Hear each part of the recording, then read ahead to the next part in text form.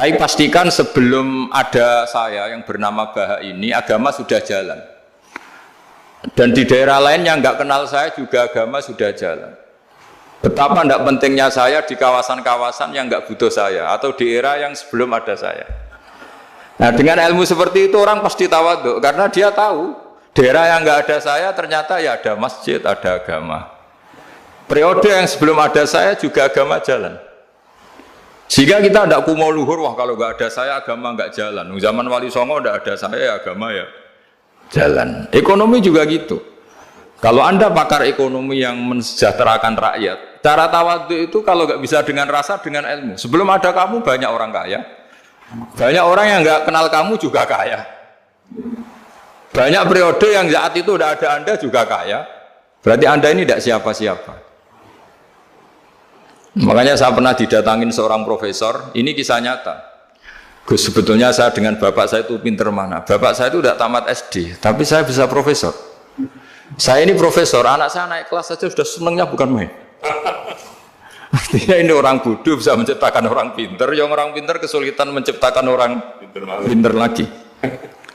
Nah, kalau kita tidak bisa tawaduk secara rasa, tawaduklah secara ilmu. Ikhlas juga gitu, saya sering ngajarkan ikhlas di beberapa kesempatan ngaji. Kalau Anda tidak bisa ikhlas secara rasa, ikhlaslah secara ilmu, pasti bisa, bukan mungkin bisa, pasti bisa. Secara ilmu, makanya di Quran disebut fa'lam annahu la ilaha illallah. Ilmu, fa'lam itu dari kata ilmu. Saya beri contoh, saya mulai kecil sampai sekarang saya sekitar umur 50 tahun. Mulai kecil sampai sekarang itu ya bilang kalau kertas ini putih. Itu ya ada yang gaji, ada yang bayar. Tapi saya selalu bilang kertas ini putih. Yang hitam ya saya katakan hitam, yang merah saya katakan merah. Kenapa? Karena itu fakta. Saya ulang lagi, karena itu fakta. Sehingga saya untuk mengatakan putih tidak perlu ada yang bayar. Sehingga ketika kita latihan sholat, latihan ibadah, dan mengakui Allah itu sebagai Tuhan kita akan malu. Loh, faktanya Allah itu kan Tuhan. Mau mengatakan fakta kok minta upah, ini gimana? Kita mengatakan Allah Tuhan itu sama dengan mengatakan kertas ini putih, sama-sama itu fakta. Nah, kenapa untuk mengatakan Allah Tuhan nunggu? Bah, saya ini Tuhan kamu. Ya nunggu dulu Gusti, kalau engkau masukkan kami ke surga, engkau Tuhan. Kalau enggak ya enggak jadi. Tidak bisa seperti itu. Ya Allah tetap Tuhan. Nah, kalau Anda tidak bisa ikhlas secara rasa, ikhlaslah secara ilmu. Ilmu ya tadi kita akan selalu bilang yang putih putih, yang hitam hitam. Makanya ini pentingnya ilmu. Tawaduk juga gitu. Kalau Anda ditakdir orang yang GR, yang gede rumongso, ditakdir orang yang kumo luhur, secara rasa bisa dilawan secara ilmu. Ada periode di mana sebelum ada kita yang kaya ya banyak, yang dapat hidayat ya banyak, yang terpelajar ya banyak. Ada daerah yang nggak kenal kita, nyatanya pendidikan di situ jalan, sistem sosial baik. Betapa tidak pentingnya kita. Nah, ini nanti memaksa kita atau melatih kita untuk tawaduk. Nah, dari hikmah ilmu itu kemudian kita minta maaf sama orang lain itu mudah. Karena kita sadar bahwa adanya kita ini problem. Saya sering digojlok orang-orang kaya. Orang-orang kaya itu ya kadang agak kurang ajar tapi nggak bisa dibantah. Begini, pernah tanya saya gini, Gus, saya ini punya mobil mahal, harganya 2 miliar. Kayaknya yang berak pakai jalan raya saya. Kok bisa? Bayarnya pajak saya mahal. Sehingga kayaknya paling pantas saya. Yang naik ontel itu kan nggak bayar pajak. Harusnya nggak boleh pakai jalan gitu. Terus saya bilang, mbah-mbahnya yang naik ontel itu pejuang, bapak kamu enggak, kata. Kamu enggak warisnya, kata. Artinya ada teori dalam kitab hikam itu kitab tasawuf dalam pesantren. Itu kebaikan saja di soal. Misalnya begini, kita ini bangga sebagai urip yang tertib, hidup yang tertib di kantor, di tempat-tempat pekerjaan. Tapi kalau itu semua terjadi, kalau ada kecelakaan di jalan itu nggak ada yang nolong langsung. SAR paling efektif, tim penolong paling efektif ya orang-orang nganggur itu. Orang-orang yang di jalan-jalan di perapatan itu kalau ada kecelakaan langsung nolong. Itu nanti ambulan itu yang kedua, ketiga, yang nolong pertama ya orang-orang yang nganggur-nganggur di jalan itu. Ada orang tersesat nolong. Maka ketika seorang sahabat tanya, ya Rasulullah, kalau engkau melarang kita jagongan di jalan, itu kita tidak bisa. Tapi kata Nabi, ya silahkan saja, tapi adu haqqat thoriq, hak kamu di jalan itu datangkan. Apa itu? Ya kamu bisa amar ma'ruf nahi mungkar.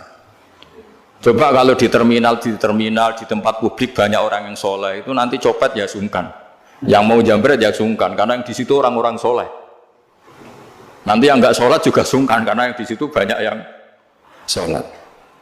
Jadi kenyamanan orang pergi jauh di tempat-tempat sepi itu ya barokahnya orang-orang nganggur terus ngaji, wah nengkono masih rame, ada orang yang di perapatan, di pertigaan. Bayangkan kalau ini orang-orang soleh, pasti itu nyaman karena wilayah publik dihuni orang-orang yang soleh. Tapi orang pasti bilang itu nggak tertib. Kita inginnya hidup ya tertib di kantor atau yang suka di masjid, di masjid. Tapi kalau itu terjadi, itu nggak ada tim SAR gratis yang setiap saat kalau ada orang kecelakaan nolong. Makanya dalam makalah hikam itu paling masyhur diantaranya itu manusia itu siapa? Manusia itu mangkanat mahasinuhu masawiyah, fakih falatakun masawihi masawiyah. Manusia itu orang yang saat baik saja ada salahnya, apalagi pas salah. Jadi kalau kamu punya toko lagi laris dan saat laris itu Anda ngerumat keluarga Anda melakukan kebaikan pada keluarga Anda, pasti ada toko lain yang termahjubkan, yang tersingkirkan. Makanya saya pernah diskusi sama kiai besar, guyonan sama saya. Kita kalau kiai besar sebaiknya kalau diundang di musola kecil datang apa enggak? Kata kiai yang satu, jangan datang Gus, itu jatahnya kiai kecil. Terus kata yang satu, datang Gus sebagai bukti tawaduk bahwa kita kiai besar pun mau diundang yang kecil.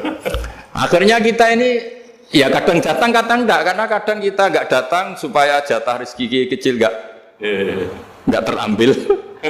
Kadang ya mau datang supaya dikira tawaduk. Makanya kalau seorang profesor sering terubah di bawah itu ya kasihan yang S1, SPDI itu kan nanti enggak jadi bintang kalau profesornya sering turun. Kalah terus itu. Jadi kadang-kadang itu orang itu harus berpikir secara ilmu, jangan rasa terus. Jadi itu ilmu. Jadi semua yang kebaikan yang kita lakukan itu secara ilmiah bisa diperdebatkan. Ada orang senang ngomong serius supaya bangsa ini maju. Tapi bapak saya itu pesan saya, kamu kalau ngiyai itu jangan sering ngomong serius kan. Masyarakat sudah capek mikir utang, mikir keluarga. Udah gitu sowan kiai dijak ngomong serius lagi nanti capek kan. Sehingga kiai-kiai dulu itu kalau ketemu orang ya guyon terus. Karena tahu masyarakat sudah capek. Sudah banyak yang takut tanggal kredit gitu.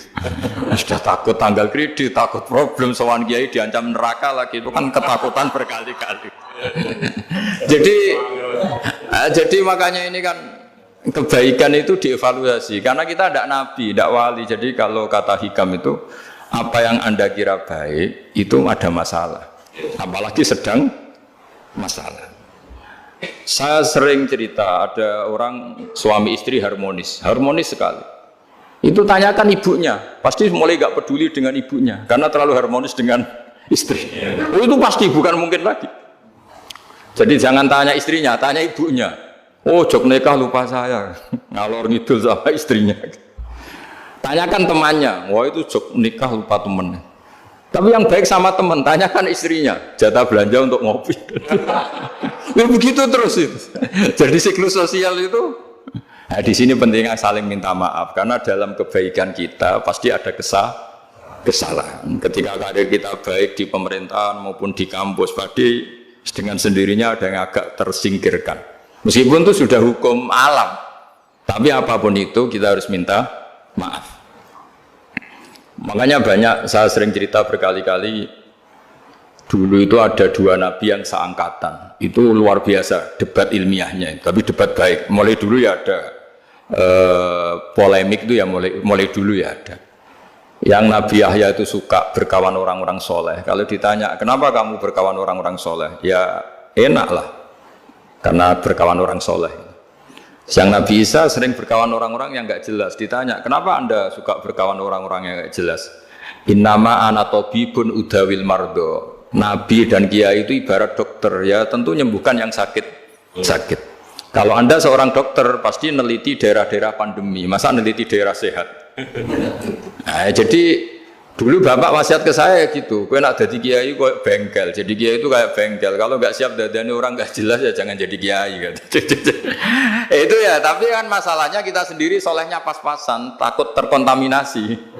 Jadi yang jelek bukan jadi baik, kita yang baik jadi jelek. Nah itu kan mulai dulu ya polemik sejauh mana kita punya kekuatan untuk tidak terpengaruh yang negatif. Yang negatif terpengaruh kita menjadi positif. Jadi ini cerita-cerita sawalan bahwa dalam kebaikan kita itu ada kesalahan. Maka kita tetap istighfar, tetap saling minta maaf. Dulu bapak saya kalau diceritain ada seorang kiai sampai sepuh jadi imam masjid, istiqomah sekali.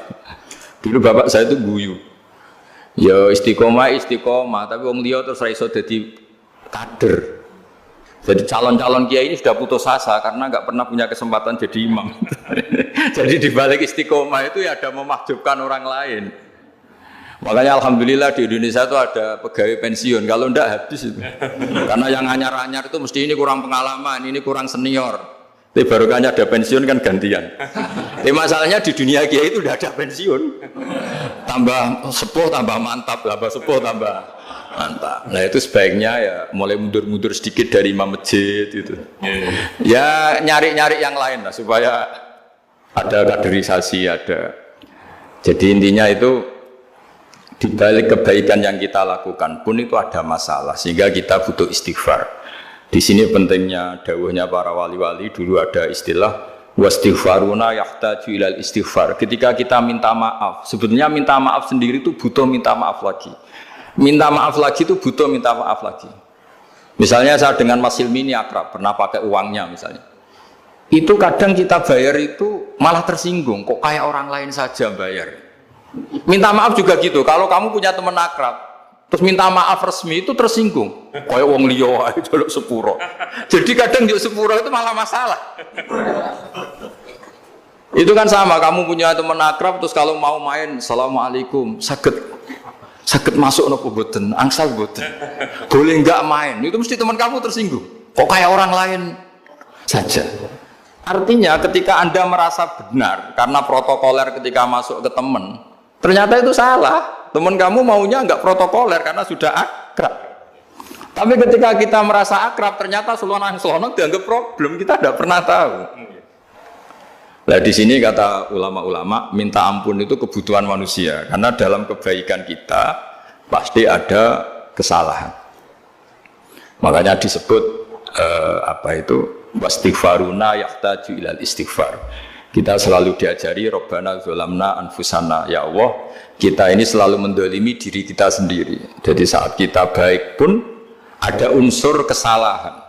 Yaitu tadi, kalau Anda jadi orang pasti ada yang termahjubkan.